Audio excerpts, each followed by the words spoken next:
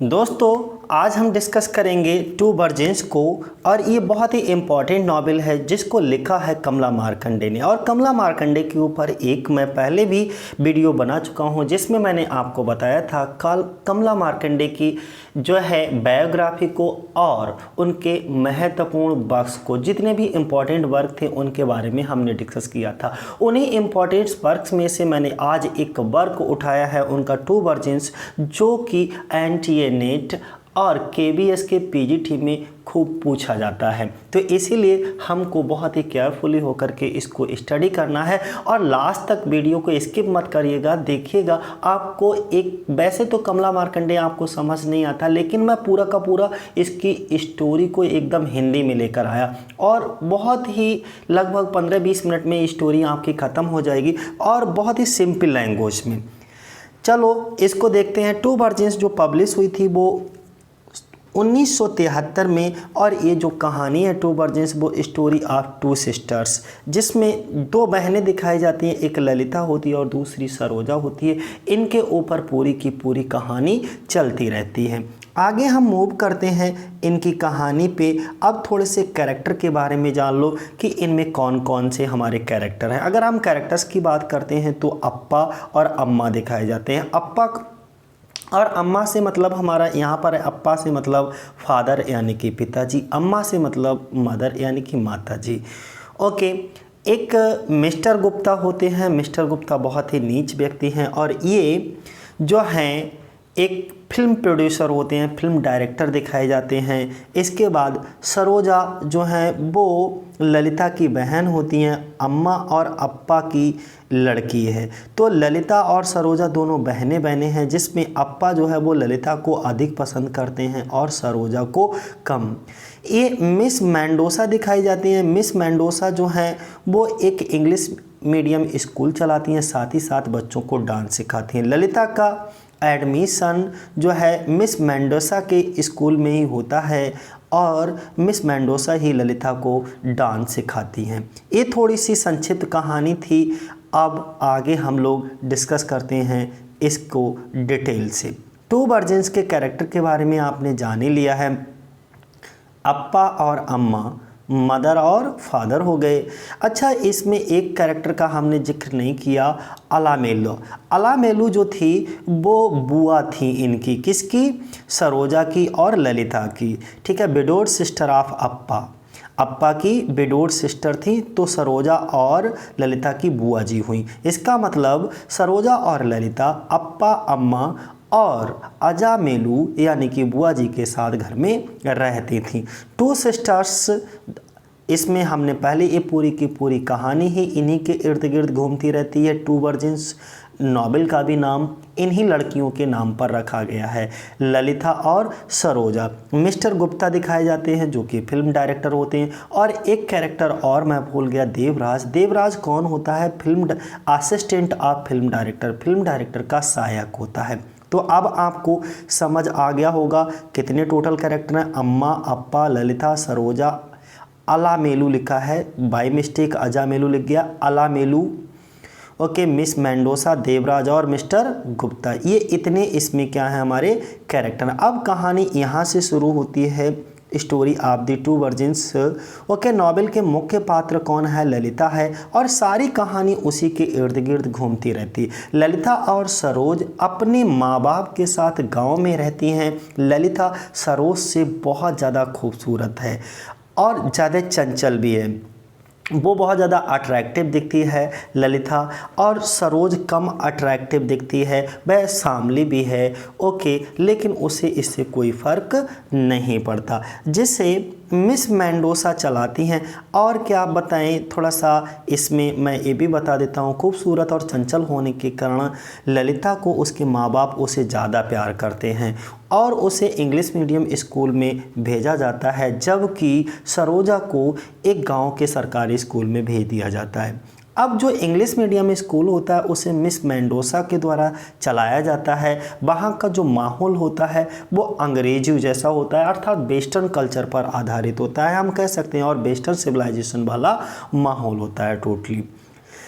ललिता को स्कूल में पाश्चात्य जो वेस्टर्न कल्चर होता है, पाश्चात्य संस्कृति वाला डांस भी सिखाया जाता है, जबकि उसकी बहन सरोज को इंडियन स्कूल में पढ़ने के लिए भेजा जाता है। एक दिन मिस्टर गुप्ता नाम का व्यक्ति ललिता के गांव में फिल्म की शूटिंग करने के लिए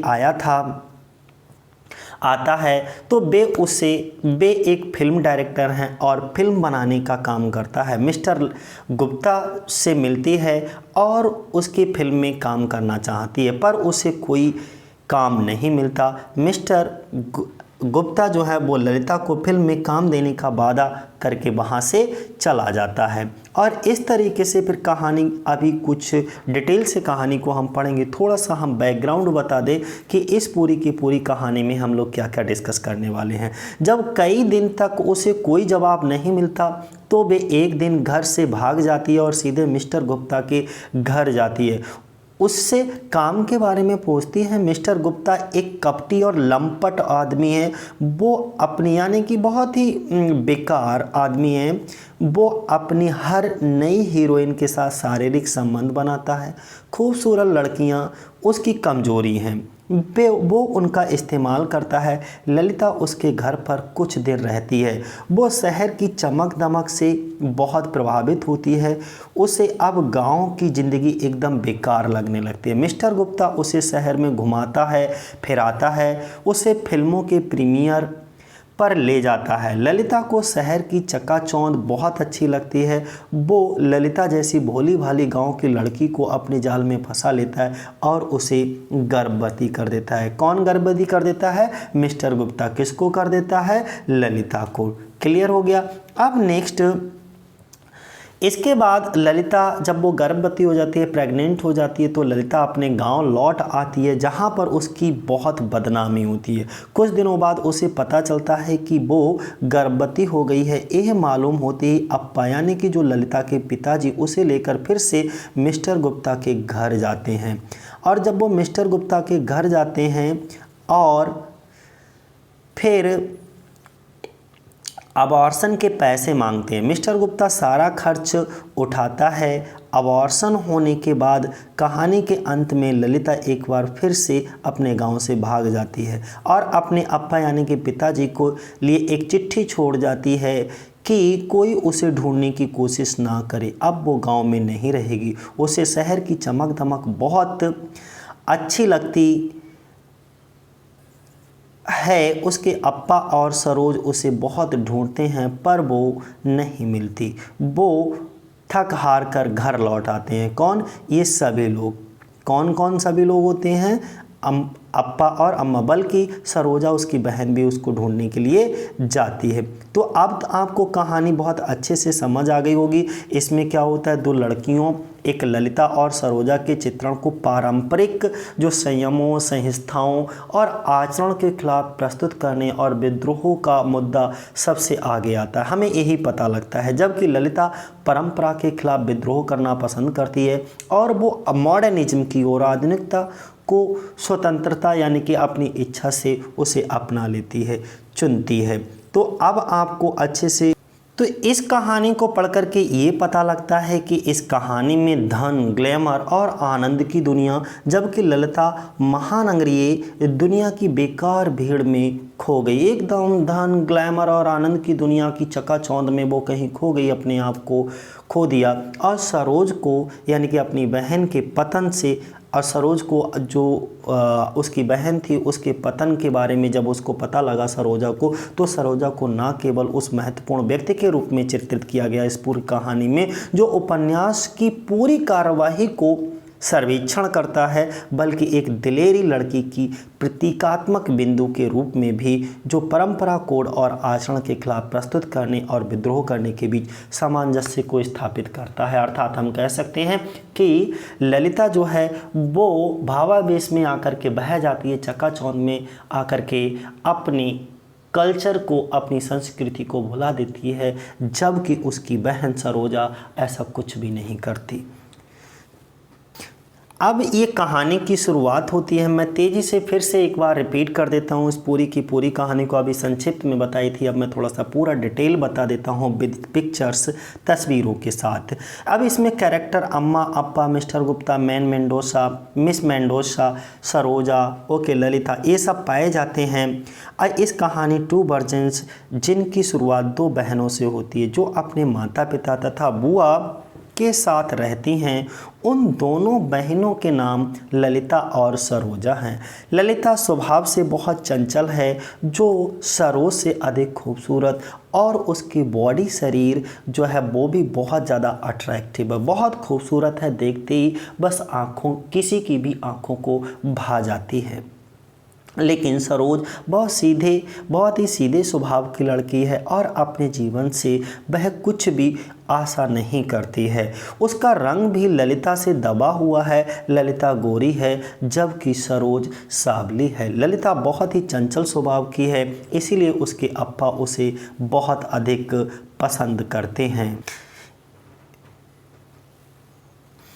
और सरोज को कम पर, यानी कि जो सरोज को कम आंकने पर, उसको कम प्यार करने पर सरोज की माँ यानी कि अम्मा उसे हमेशा अपने पति को समझाया करती थी कि ये दोनों ही हमारी बेटियां हैं, फिर आप उनमें भेदभाव क्यों करते हो। लेकिन उन्हें उसकी किसी भी बात का बिल्कुल भी कोई भी फ़र्क नहीं पड़ता।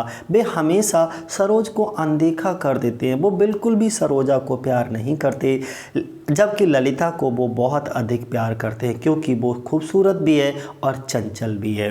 ललिता को पढ़ाने के लिए वो CBSE इंग्लिश मीडियम स्कूल में भेजा था और जिसको वो मिस मेंडोसा चलाती थी।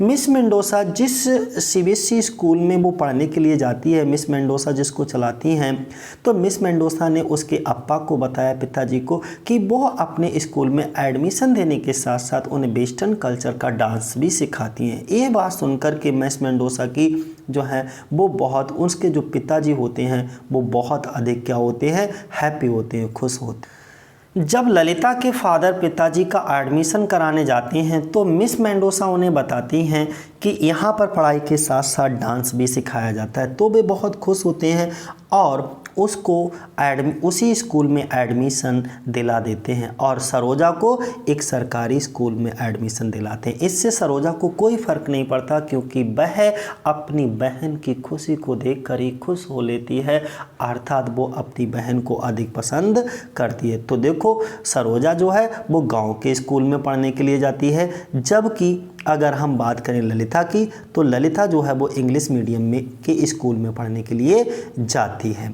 तो यहाँ से कहानी आगे मूव होती है और जो है एक बार क्या होता है, डांस तो उसने इंग्लिश मीडियम स्कूल में एडमिशन भी ले लिया, वहाँ वह मिस मेंडोसा से डांस भी सीख रही है। तो स्कूल में एक फंक्शन होता है। एक बार वह अपने स्कूल के फंक्शन में डांस परफॉर्म कर रही थी तो वह बहुत ही सुंदर लग रही थी। उसके अब्बा और सरोज सभी बहुत खुश थीं उसकी सुंदरता को देखकर, उसके डांस की सुंदरता को भी देखकर। सभी लोग वहाँ के कह रहे थे कि उसे तो मॉडल, एक्ट्रेस, हीरोइन होना चाहिए एक बार, ओके। और वह अपने स्कूल के फंक्शन में डांस परफॉर्म कर रही थी तो बहुत ही सुंदर तो लगी रही थी और उससे के अब्बा सभी लोग उसकी क्या कर रहे थे, जो है प्रशंसा कर रहे थे। और उसके अब्बा सरोज भी बहुत खुश थी और उसकी सुंदरता को देख कर के सब लोग क्या कह रहे थे कि उसे क्या होना चाहिए, एक एक्ट्रेस होना चाहिए। तो देखो ललिता क्या करती है, अपने स्कूल के फंक्शन में डांस करती है और मिस मेंडोसा ललिता को क्या करती थी, डांस सिखाती थी। सभी के मुंह से अपनी तारीफ सुनकर वह बहुत प्रसन्न हुई और उसने यही सोच लिया कि अब उसे एक्ट्रेस हीरोइन बनना है, जिसके लिए उसने एक्ट्रेस हीरोइन जैसा पहनावा पहनने लगी। उन्हीं दिनों अब सजने संवरने लगी, अपने आप को डेकोरेट करने लगी और अधिक से अधिक समय वह अपने आप को सजाने संवारने और शीशे के सामने समय व्यतीत करने में बिता देती थी। उसी समय क्या हुआ, उसका पहनावा भी हीरोइनों जैसा हो गया। उन्हीं दिनों एक डायरेक्टर, फिल्म निर्माता मिस्टर गुप्ता जी उस गांव में एग्रीकल्चर यानी कि खेत खलिहान के ऊपर फिल्म मूवी बनाने आए हुए थे। और ये खबर जैसे ही ललिता को मिलती है तो उसे खुशी का ठिकाना नहीं रहता। वो बहुत ज़्यादा खुश हो जाती है, खुशी से झूम उठती है। उसे ऐसा लगता है जैसे कि उसके सारे सपने साकार हो रहे हों। तो मिस्टर गुप्ता खेत खलिहान के ऊपर जो है वो एक फिल्म बनाने के लिए आए। और ये बात किसको पता लगती है? ललिता को पता लगती है। ओके, अब नेक्स्ट हम बात करें, ललिता उससे मिलने जाती। ये बात सुनकर के ललिता तुरंत मिस्टर गुप्ता से मिलने के लिए जाती है।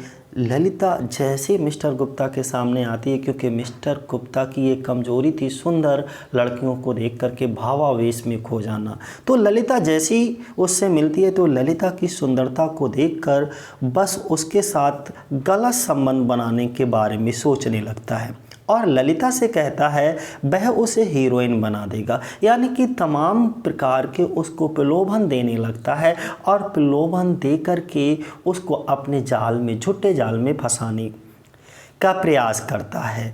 वह अपनी फिल्म में उसे हीरोइन का रोल देगा। अब ललिता, उसके अब्बा और गांव के सभी लोग जिन्होंने भी इस खबर को सुना, इस न्यूज़ को सुना, सभी लोग बहुत खुश थे, हैप्पी थे, प्रसन्न थे। अब क्या हुआ कि आगे इसी तरीके से कहानी बढ़ती चली गई और समय बीत, क्योंकि इसके बाद फिल्म डायरेक्टर तो वहाँ से चला जाता है, लेकिन जाने से पहले वह ललिता से वादा करके जाता है कि वह उसे काम, अपनी फिल्मों में काम जरूर देगा और उसे अपना एड्रेस दे करके, पता दे करके छोड़ जाता है और कहता है कि मैं वहाँ जा कर के आपको एक पत्र लिखूँगा। लेकिन बहुत समय बीत गया, फिल्म डायरेक्टर यानी कि मिस्टर गुप्ता का कोई लेटर, कोई पत्र नहीं आया। तो ललिता को वह मिस्टर गुप्ता जो अपना पता, एड्रेस दे गया था, ललिता उससे मिलने उसके घर चली जाती है और कई दिनों तक उसी के घर में रहती है और वह वहाँ शहर में उसके साथ घूमती है। ओके, नाचती है, घूमती है, खूब आनंद करती है। मिस्टर गुप्ता जो है, इस कहानी का डायरेक्टर मिस्टर गुप्ता बहुत ही गंदा इंसान है। वह सुंदर लड़कियों को फिल्म में काम देने के बहाने उनका शारीरिक शोषण करता रहता है। कौन? मिस्टर गुप्ता। अब क्या होता है, जब ललिता उसके घर जाती है तो वह ललिता से भी चिकनी चुपड़ी बातें करके उसे अपने जाल में फंसा लेता है और उसके साथ जो है गलत काम करता है और उसकी वर्जिनिटी को जो है भ्रष्ट कर देता है, अर्थात उसकी वर्जिनिटी को अपवित्र कर देता, इम्प्योर कर देता है। कौन? मिस्टर गुप्ता। नेक्स्ट कहानी थोड़ा सा और आगे बढ़ती है। अब ये सारी चीज़ें तो हो ही गई। जब ललिता अब सोचती है कि अब तो उसे फिल्म में हीरोइन तो बना ही लेगा, पर ललिता को ये नहीं पता होता कि फिल्म डायरेक्टर लड़कियों को यूज करने के बाद उन्हें फेंक देता है, अर्थात उन्हें टिश्यू पेपर की तरह इस्तेमाल करता है, यूज एंड थ्रो। अब जब ललिता प्रेग्नेंट हो जाती है तो वह उसके साथ पहले जैसा अब व्यवहार भी नहीं करता। ओके, इससे दुखी होकर वह अपने गांव दोबारा वापस लौट आती है और अपने अब्बा को अपने साथ घटी सारी घटना को बताती है। तो अब जब उसे ये पता चलता है कि वह प्रेग्नेंट है तो उसके अब्बा उसे लेकर के फिर से डायरेक्टर के घर आ जाता है और उससे अबॉर्शन का खर्चा मांगता है। डायरेक्टर उसे अबॉर्शन यानी कि कराने के लिए जितना भी पैसा खर्च होता है उसे दे देता है। वह दोबारा अपने पिताजी के साथ ललिता अपने गांव वापस आ जाती है और लेकिन ललिता का गांव में बिल्कुल भी मन नहीं लगता, क्योंकि वह शहर की चमक दमक को देख चुकी होती है। कहीं ना कहीं शहर की चमक और उसकी शारीरिक इच्छाओं ने उसे डिस्टर्ब कर रखा है और वह फिर से क्या करती है, घर से भाग जाती है अपनी इच्छाओं की पूर्ति करने के लिए और एक पत्र अपने पिता के नाम पर अपने पिता को लिखकर छोड़ जाती है वहीं पर और वह उस पत्र में लिख कर के जाती है कि वो यहाँ नहीं रह पा रही है और अब कभी वह वापस नहीं आएगी। इधर जब सरोजा अपनी बहन को ढूंढने गई होती है ओके, तो वह मिस्टर गुप्ता के भी घर जाती है ढूंढने के लिए। तो डायरेक्टर का वहाँ जो असिस्टेंट होता है ओके, देवराज ओके, सरोजा से कहता है कि तुम भी बहुत सुंदर हो। वह सरोजा को भी अपनी चिकनी चुपड़ी बातों में फंसाना चाहता है। कौन? मिस्टर गुप्ता का assistant Devraj.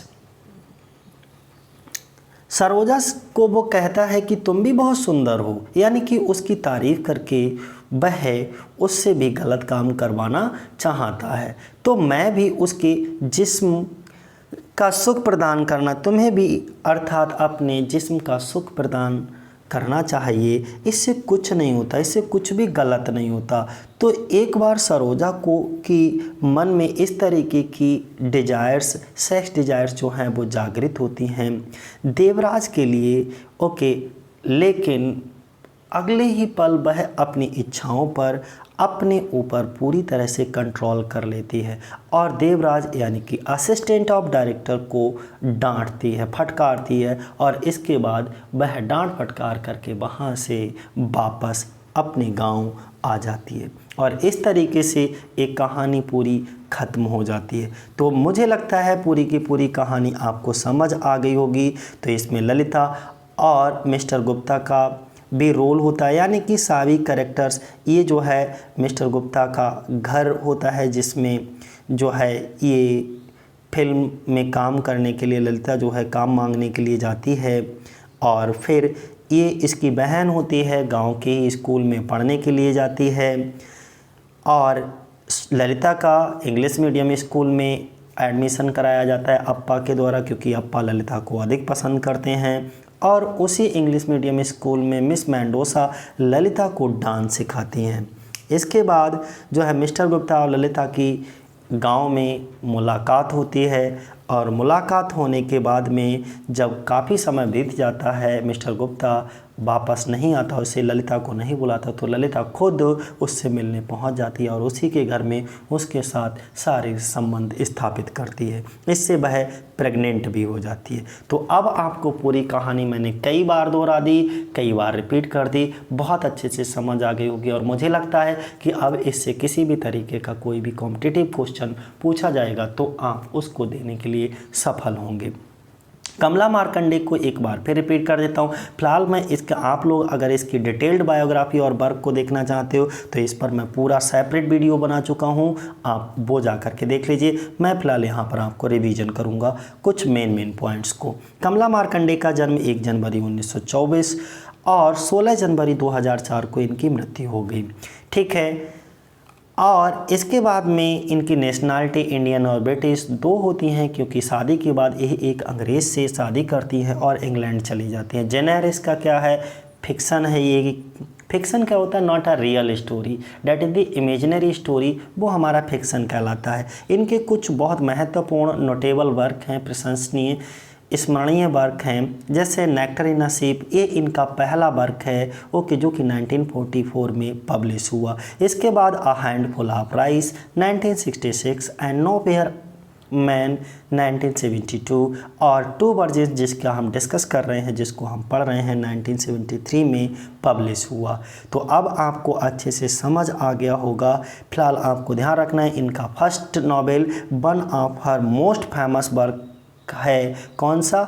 Nectar in a ship. Okay, तो दोस्तों ये हमने कुछ इनके उपन्यासों की लिस्ट दी है। पहला हमारा nectar in a ship, some inner fury, a silence of desire, position, a handful of rice, a coffer dams, the nowhere man, two virgins, okay, the golden honeycomb और प्लेजर सिटी। ये कुछ इनकी important वो थे। तो दोस्तों अगर आपको हमारा ये वीडियो पसंद आया हो तो प्लीज़ इसको लाइक, शेयर और कमेंट ज़रूर करें। हमने बताया किसी भी तरीके की कोई दिक्कत हुआ करे, लिटरेचर से रिलेटेड अगर आपका कोई क्वेश्चन, कहीं पर कुछ भी टॉपिक अगर आपको समझ नहीं आ पा रहा है तो कमेंट में बॉक्स में आकर के हमको कमेंट करिए, हम उस टॉपिक पर एक सेपरेट वीडियो बना करके आपको समझाएंगे। तो दोस्तों थैंक्स फॉर वॉचिंग। ओके, जय हिंद, जय भारत दोस्तों।